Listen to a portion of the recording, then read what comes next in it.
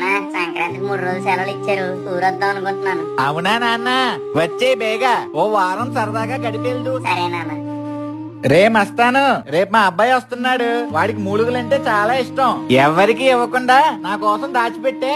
ఇదిగో బాబురావు, ఈ చొక్కా గుట్ట తీసుకుని మా వాడికో చొక్కా కుట్టవయ్యా. పాత మోడల్లో కుట్టకు, పాత మనిషిలాగా. కొత్త మోడల్లో కుడితే హీరోలా ఉండాలి. సత్యవతి, ఇదిగో చేపలు తీసుకొచ్చాను. రేపాడొచ్చాక ఫ్రై చేసి పెట్టు. అబ్బా ఏంటండి మీ కంగారు? వాడు ఉన్నప్పుడు ఒక్క మాట కూడా సరిగ్గా మాట్లాడరు. అవన్నీ ఎందుకు, నువ్వు ముందు ఈ చేపల ఫ్రై సంగతి చూడు. నానా బస్ ఎక్కిసాను, పొద్దున్న 5 మన ఊర్లో ఉంటాం. సరే నాన్న, జాగ్రత్త. ఏరా నాన్న, నీకు బస్ ఎక్కితే వామిటింగ్ అవుతుంది కదా, విండో సీటే దొరికిందా? నానా పిండ పక్కన ఉన్నాను. సరే సరే, జాగ్రత్త అయ్యా.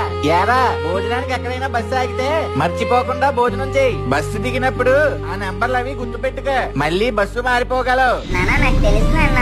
చలి బాగా ఉంది, దుప్పటి కప్పుకుంట్రా. జాగ్రత్త. సరే నాన్న.